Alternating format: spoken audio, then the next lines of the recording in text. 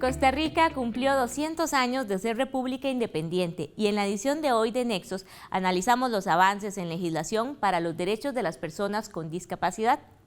Iremos haciendo un recorrido histórico por las principales leyes y su impacto para la exigibilidad de derechos. Comenzamos analizando la Ley 7600 de Igualdad de Oportunidades para las Personas con Discapacidad, aprobada en 1996. Bueno, antes de 1996 se habían promulgado varias leyes en Costa Rica ya sobre el tema de discapacidad. Desde finales de los años 50, la creación del Patronato Nacional de Ciegos, en el principio de los años 60, el Patronato Nacional de Rehabilitación, en el año 73, la ley que creó el Consejo Nacional de Rehabilitación y Educación Especial.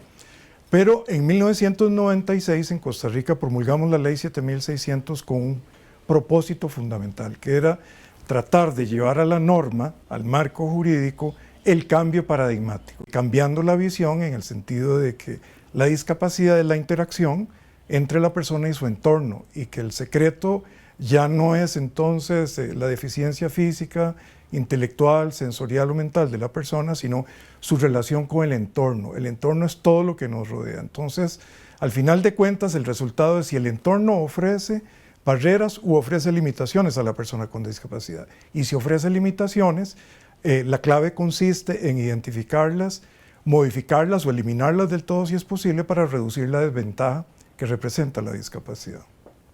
Logramos promover la Ley 7600. ¿Fue fácil? No, fue muy difícil. Hubo gremios que se opusieron, que yo siento que todavía años después se oponen a lo que les exige, les obliga la Ley 7600. Uno de esos gremios muy resistentes en aquel momento fueron el del transporte público, sobre todo el de la modalidad de autobús, y en su momento también los sindicatos de educación. Se oponían a la Ley 7600 de manera equivocada, pienso yo, pensando en que era una estrategia del gobierno para debilitar y terminar eliminando los servicios de educación especial, lo cual es absolutamente falso. Siempre habrá personas con discapacidad que por la desventaja cultural que representa la deficiencia intelectual que poseen, siempre han de requerir los servicios de la educación especial. Que la educación especial tiene que modernizarse, tiene que mejorar, sí, claro, por supuesto. Tiene que modernizarse y cambiar muchísimo para impulsar pues, una mayor inclusión.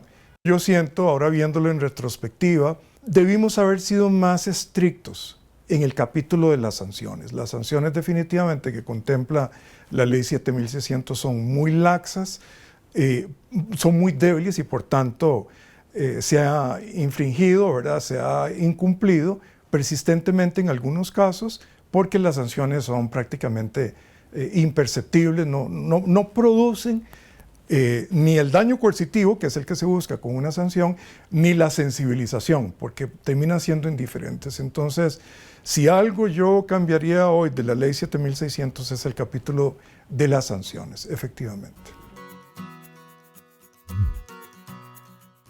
Tras el logro histórico del movimiento de las personas con discapacidad al conseguir la aprobación de la Ley 7600, Naciones Unidas aprobó la Convención Internacional de los Derechos de las Personas con Discapacidad, robusteciendo las herramientas para la exigibilidad de derechos y con un enfoque social de la discapacidad. La Ley 7600 ya tenía 10 años, muchas cosas aún ni siquiera se habían implementado, pero ya se nos estaba quedando cortita. Y precisamente es en ese momento que nace a nivel internacional esa inquietud que primero lidera Costa Rica y después lidera Colombia, precisamente porque el Estado costarricense no nos da el apoyo en ese momento que se requería para seguir liderando el proceso, pero bueno, continuamos y es en ese contexto que nace la Convención sobre los Derechos de las Personas con Discapacidad.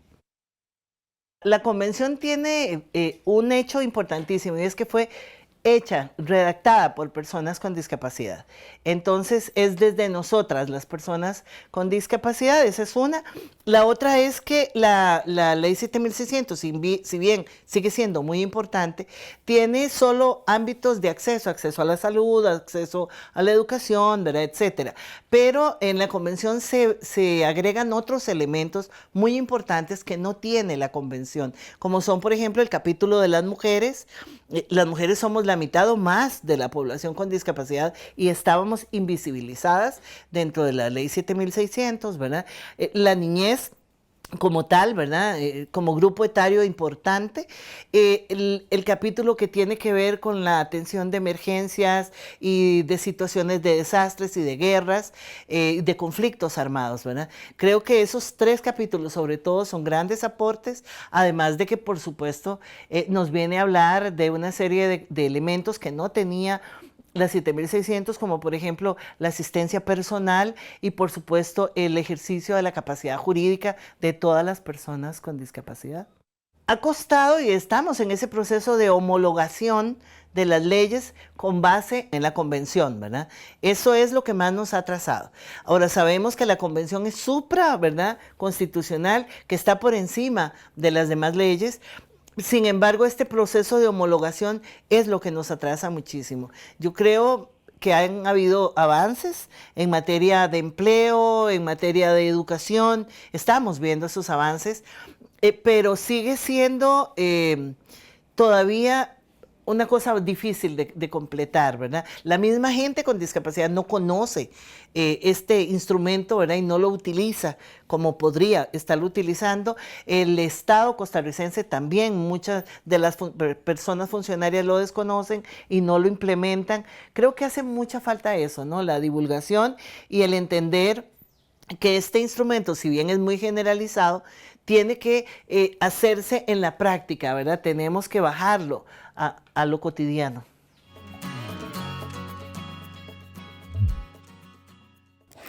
Costa Rica lanzó su Política Nacional de Discapacidad en 2011 y pretende cumplir sus objetivos para 2030. ¿Qué propone esta política y qué tanto se ha avanzado en lo que establece para este bicentenario? Bueno, la PONADIS es este primer esfuerzo estatal por tratar de articular en un mismo instrumento las acciones que debe desarrollar el Estado desde su interinstitucionalidad para asegurar un avance sostenido en materia de derechos. Antes de esto había existido en el 2001 la Directriz Presidencial número 27, mediante la cual se trataba de organizar y articular acciones en las instituciones, pero como política es la primera que se hace y además es la primera vez también que se trata de implementar en la diversidad de instituciones responsabilidades para con la población con discapacidad, porque históricamente se creía que era exclusivamente responsabilidad de lo que se llamaba Consejo Nacional de Rehabilitación y Educación Especial, que ahora es el CONAPRIS. En gran parte las políticas también dependen de la transformación cultural que tenga la sociedad y no hemos tenido también avances tan significativos en ciertos temas relacionados también con la PONADIS, como los temas de empleo, que dependen mucho del mayor empleador del país, que es el sector privado, también en la atención de la salud, ¿verdad? Como que Costa Rica está muy orgulloso de tener una cobertura y una cobertura universal de los servicios de salud y de la seguridad social. Sin embargo, no necesariamente eso se hizo de manera inclusiva. Entonces, ahorita estamos como constantemente retomando el tema de que todo lo que se haga tiene que tener desde su diseño y planificación hasta su presupuesto variables de discapacidad y accesibilidad. Y ese es el reto, que la gente lo asuma ya como parte de la conducta institucional ordinaria y no tengamos que estar haciendo acciones adicionales. Sabremos si hemos avanzado cuando todas las políticas del Estado sean inclusivas de las personas con discapacidad.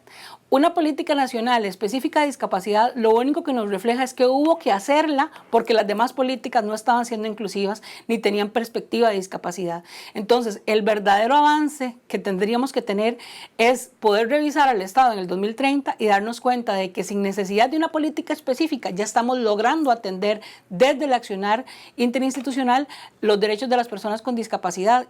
Pero creo que sí ha habido avances significativos. Por lo menos ya todas las instituciones hablan del tema, todas las instituciones saben que tienen responsabilidades, aunque algunas no cumplan 100%, saben que tienen encima la responsabilidad de resolver para cumplir. Ahora iremos a una pausa y al volver seguiremos avanzando en el tiempo para conocer más sobre el marco legal que protege los derechos de las personas con discapacidad. Recuerde que usted encuentra los contenidos de Nexos en las redes sociales. Pronto estaremos de regreso con más de Nexos.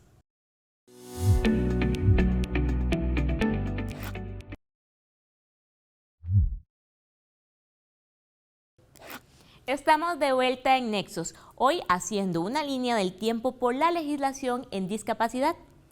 En 2015 se aprobó la Ley de Creación del Consejo Nacional de Personas con Discapacidad, CONAPDIS, dejando atrás la figura del Consejo de Rehabilitación y Educación Especial e involucrando a distintas instituciones, para dejar atrás la visión que se conocía como el microestado de la discapacidad. Cuando surge el Consejo Nacional de Rehabilitación, pues hay un enfoque médico proteccionista, mientras que en la actualidad, en este contexto, cuando surge el CONAPDIS, estamos bajo una figura, una visión de derechos humanos propiamente, a partir de la promulgación de la Convención de los Derechos de las Personas con Discapacidad. Entonces, bajo este enfoque, nosotros reconocemos la diversidad en las personas como un punto de partida inalienable de la condición humana y además, precisamente por esa diversidad, reconocemos que todas las personas tenemos una funcionalidad distinta y que por lo tanto necesitamos de diferentes apoyos, pero que al final de cuentas todos debemos gozar de los mismos derechos y de las mismas oportunidades, como bien lo dice la Ley 7600. En el año 2015 surge propiamente la ley del que crea el Consejo Nacional de Personas con Discapacidad. ¿Cuál era el contexto?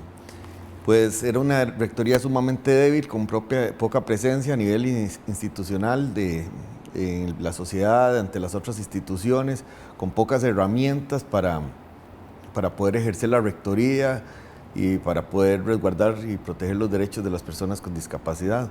Entonces, eso claro que tiene todo un trasfondo, ¿verdad? Viene desde un primer esfuerzo a principios del año 2000, cuando se crea un plan estratégico que nos hace ver la necesidad de fortalecer, a partir de otras áreas de la institución, el marco jurídico.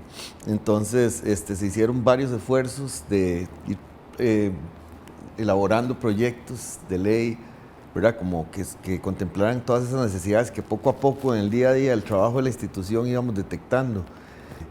Y tal vez en ese momento, por la misma falta de presencia con que la institución tenía, tampoco tenía el apoyo político para poder mover una iniciativa de este tipo. Ustedes saben que pues, es muy difícil el tema de la institucionalidad, ¿verdad? Que siempre apuntan que es crear nuevas instituciones, más bien es lo que quiere reducir el Estado, pero claro que se veía la necesidad. Nosotros la veíamos claramente. El PANI pues, protege a la niñez, es una institución autónoma con bastantes recursos. El INAMO, en el caso de las mujeres, ya existía para ese momento el CONAPAM. No veíamos el porqué, aunque no teníamos todavía cifras de cuántas personas con discapacidad había, teníamos una estimación, no veíamos el por qué no hubiera una institución que realmente tuviera los recursos para poder resguardar los derechos de la población. Pues el principio de participación siempre ha sido nuestro norte, en realidad, desde la conformación misma de la Junta Directiva, que se aumentó de un 25% a un 40% que tiene en la actualidad, hasta la construcción de todos los planes, políticas, programas de la institución, siempre se le da la participación requerida a las personas con discapacidad. En todo el proceso hubo participación activa de las personas con discapacidad, en comisiones, obviamente de la misma junta directiva que funcionaba en ese momento y demás. Es un principio en el que nosotros nunca pretendemos eludir, ¿verdad? Si bien lo dice el moto, nada de nosotros sin nosotros, y eso para nosotros es un dogma.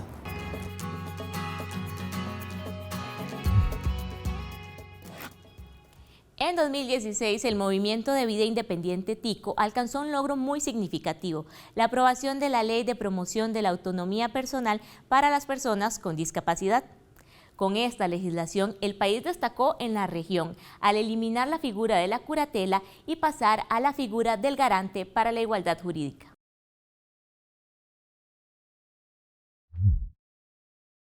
Cuando en 2006 se aprobó la Convención Internacional sobre Derechos de las Personas con Discapacidad, la principal discusión y quizá lo que se consideró el avance más progresista de toda la convención fue el artículo 12 de la convención, que hablaba precisamente del derecho a la igualdad jurídica y la capacidad jurídica de las personas con discapacidad.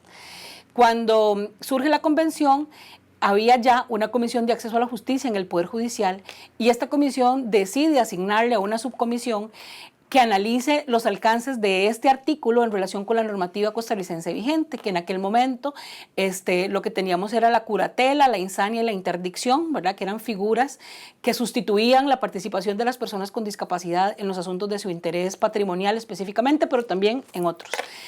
¿Y qué era lo que planteaba esto como con mayor... digamos, lo más disruptivo que planteaba esta ley era que teníamos que eliminar figuras que existían desde el derecho romano, o sea, eran siglos de historia lo que queríamos eliminar. Y esta ley plantea necesariamente este cambio cultural, este cambio social, este cambio jurídico para asegurar una mayor dignidad para las personas con discapacidad y a su vez establecer un sistema de apoyos para el ejercicio de la vida independiente, no solo en el área de la capacidad jurídica, sino en general en todas las esferas de la vida de las personas.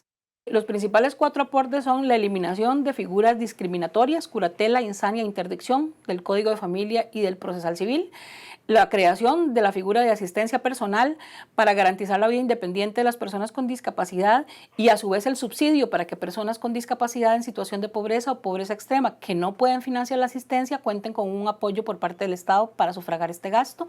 Y finalmente, la figura de la persona garante para la igualdad jurídica de las personas con discapacidad que se constituye en un tipo de salvaguardia judicial que se establece con el objetivo de apoyar a la persona para que pueda actuar de manera segura en el ámbito patrimonial, financiero y también en la exigibilidad de todos sus otros derechos humanos.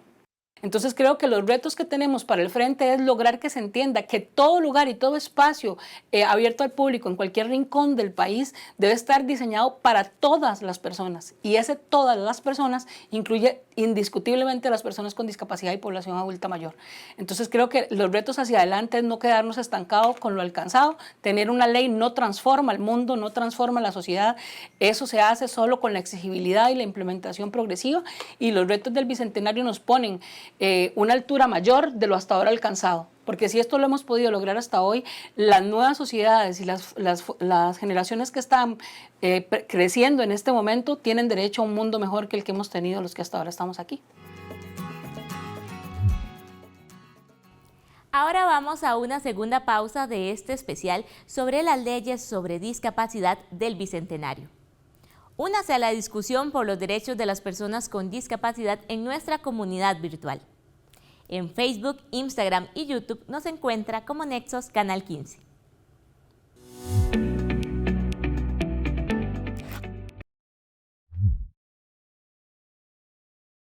Casi al cierre del Bicentenario de Costa Rica se aprobó la Ley 9940 para los derechos y el desarrollo de las personas con autismo. ¿Qué dice esta ley de 2020? Es que realmente, por más que existieran las leyes, esta población no ha recibido los apoyos que requiere por mucho tiempo, ni a nivel educativo, en salud tal vez un poco, pero lo que es educación requerían de ser muy específicos. Ellos requieren muchas terapias para desarrollar sus capacidades y entonces pues cada quien de acuerdo a su condición, porque ustedes saben bien que el autismo tiene demasiadas comorbilidades y es muy amplio en el espectro. Entonces puede ser una persona que requiere de muchísimo más apoyos a otros que son mucho menores los apoyos. Entonces, bueno, el desafío, hacer que los profesionales se capaciten, que en este caso todos los ministerios, pero bueno, digamos que en el caso del Ministerio de Educación Pública, que es casi el que más va a tener que preparar a sus profesionales, comience a hacerlo, ¿verdad? Y que todos estos apoyos se brinden desde la educación, la salud social, o sea, todo. Que la persona, el niño reciba todo lo que necesita desde el diagnóstico hasta su edad adulta. ¿Qué pasa hoy en día con los adultos? Tantas fueron las deficiencias que hoy son personas mucho más dependientes, que no pudieron desarrollar sus habilidades y que hoy en día sus familias, ya personas adultas mayores, están con una gran angustia de qué va a pasar con mi hijo. No es que todos son personas tan dependientes, pero muchos sí. Una persona con TEA o con autismo requiere para poder desarrollar sus capacidades, de ahí que pues la ley desgraciadamente es la que obliga. Entonces uno quisiera que no haya necesidad de leyes, pero bueno, las leyes permiten y obligan a que se cumpla con las necesidades de esta población. Y aunque otras leyes creemos que puedan tener todo lo que nosotros queremos, no se dio y de ahí que empezamos a luchar por esta ley. Por ejemplo, la ley 7600, que es buena, que fue una inmensa, buena iniciativa en Costa Rica y de verdad, bendito Dios que existe, pero ese esfuerzo también no se pudo ser tan efectivo precisamente porque no se dio un reglamento. Y nosotros trabajamos actualmente una comisión que creó CONAPTIS para que trabajemos en el reglamento. Y el reglamento es importantísimo porque es la forma de ver que la ley se aplique, ¿verdad? Entonces en eso estamos en proceso. Yo creo que aquí hay muchos procesos en camino. O sea, es hacer conciencia a nivel institucional del derecho de las personas con TEA a tener todo lo que requieren para poder desarrollar sus capacidades y ser personas lo más independientes posibles. E igualmente, pues a nivel de salud, de educación, social, todo, también trabajo, sea que la persona tenga todo lo que requiere y son capaces siempre que los apoyos sean los suficientes.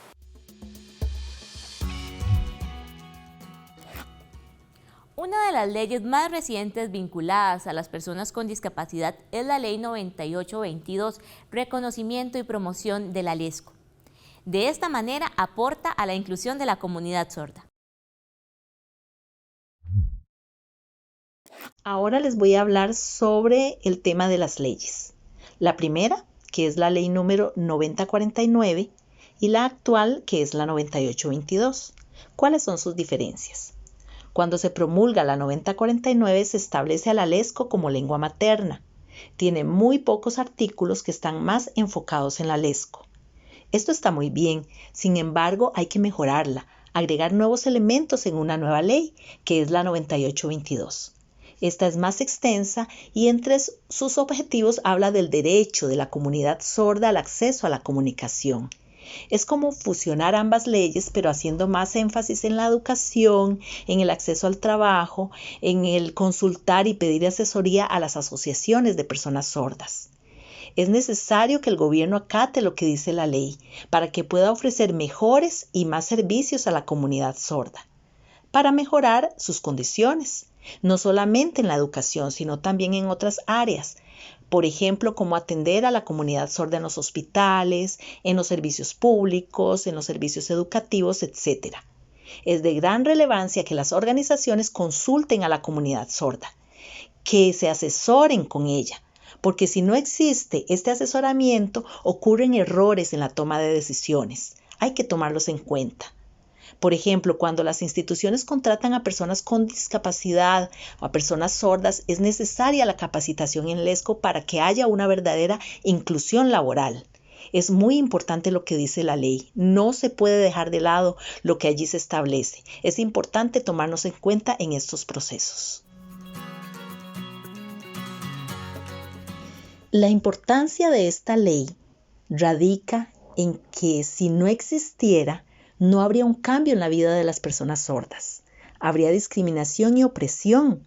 La ley ofrece cambiar la vida de la población sorda y gracias a su apoyo podemos aprovechar e involucrarnos en el trabajo, luchar por nuestra lengua, por nuestros derechos, hacer propuestas en cuanto a nuestras necesidades, llamando así la atención del gobierno y abriendo nuevas oportunidades.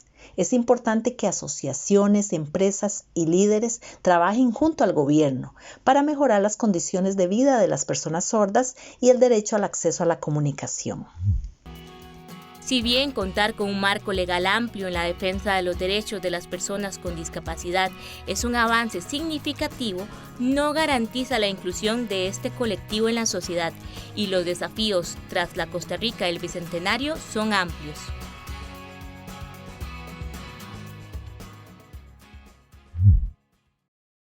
En un mundo ideal, la verdad es que no tendríamos ni que estar hablando de inclusión, ¿verdad? Es que ya somos parte, ya estamos acá. Pero creo que las líneas de acción van muy relacionadas con lo que tiene que ver con la participación activa y efectiva de las personas con discapacidad. Que nuestra voz se haga escuchar, ¿verdad? Y sea respetada en todos los ámbitos, no solo en los temas que nos parecen que tienen que ver con discapacidad, sino en un momento, en una sociedad ya post-COVID, todo lo que tiene que ver con la economía global, con el ambiente, tenemos que estar ahí, tenemos que estar presentes. Desde el punto de vista estructural, tenemos las leyes y tenemos las políticas. ¿En qué es en lo que debemos avanzar con mucho más energía? En la información, en la sensibilización y en la capacitación sobre los derechos de las personas con discapacidad. Pero muchas cosas han cambiado para bien. Ahora tenemos una población con discapacidad y sus familias más empoderadas de sus derechos ciudadanos, efectivamente, y de cómo exigir el cumplimiento de las leyes para garantizar el pleno ejercicio de sus derechos constitucionales y de sus libertades fundamentales. Todos somos iguales, todos requerimos de apoyos para poder desarrollar nuestras capacidades, cualquiera sea la condición. Y bueno, de acuerdo a la condición propia de una discapacidad, así es como tiene que a nivel país prepararse, porque es un derecho humano. Creo que un reto importante es de lograr que la certificación de la discapacidad alcance a todas las personas del país. Creo que un reto es implementar el tema de la autonomía personal en todas las autoridades judiciales, que comprendan de qué se trata la autonomía, que dejemos atrás ya esa visión de proteccionismo, de la curatela, capacitar a otros actores en el ejercicio de los derechos de las personas con discapacidad. Ahorita, pues la ley que promueve la LESCO también se tiene que reglamentar, hacer que las personas a nivel de las instituciones cuenten con personal capacitado en LESCO para atender esas necesidades. Yo siento que hay un retroceso en derechos humanos a nivel mundial que me preocupa, y me preocupa en el país que esto ocurra, ¿verdad? Porque de pronto pareciera como que ya tenemos demasiadas leyes, pero en la práctica, en lo cotidiano, no las hacemos valer, no las estamos sintiendo, ¿verdad? Entonces creo que, si bien es cierto, tenemos un lugar de privilegio en esto, vamos a la delantera, no nos podemos sentar en los laureles y pensar que todo está bien. Seguimos teniendo muchísimos desafíos por delante todavía. Gracias por acompañarnos en este recorrido, esta línea del tiempo que hicimos para conocer las leyes costarricenses para la defensa de los derechos de las personas con discapacidad. Queremos que nos cuente sus ideas para ayudar a que lo que dice esta legislación pase del papel a la realidad. La próxima semana le esperamos con una nueva edición de Nexos, producción de 15 UCR. En Nexos promovemos la inclusión haciendo televisión con sentido.